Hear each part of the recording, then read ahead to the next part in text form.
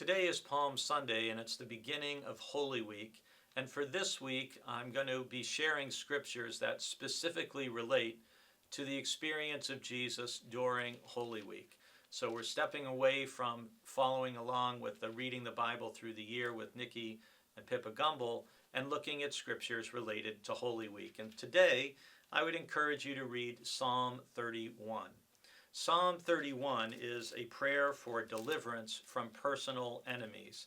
This is one of the Psalms that Jesus quotes on the cross. We'll deal with one of the more familiar, if not the most familiar Psalm that people think of with Jesus on the cross, and that's Psalm 22 later this week.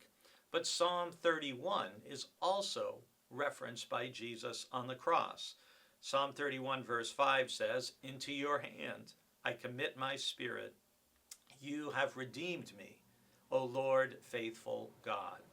And we hear Jesus quoting that verse in Luke 23, verse 46.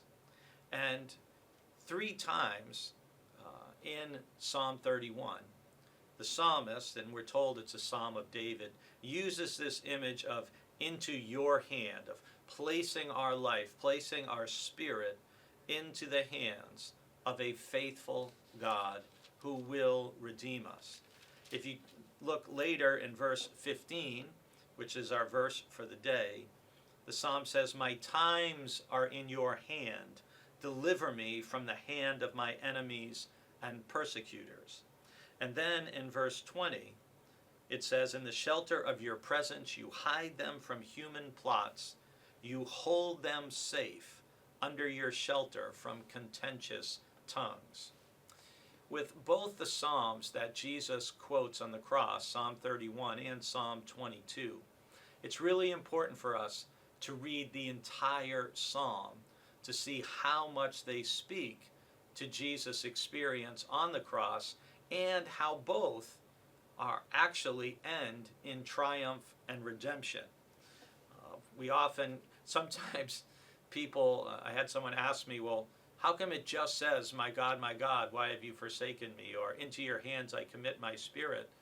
And I said, well, because Jesus was dying. It's not like he's going to recite 20 verses of a psalm when he can barely breathe, right? But simply by quoting a verse from each psalm, it evokes for us the psalm in its entirety.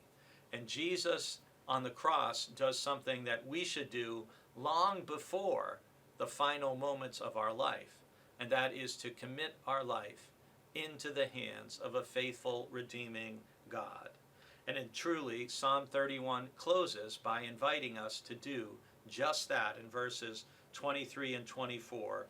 "Love the Lord, all you his saints. The Lord preserves the faithful, but abundantly repays the one who acts haughtily.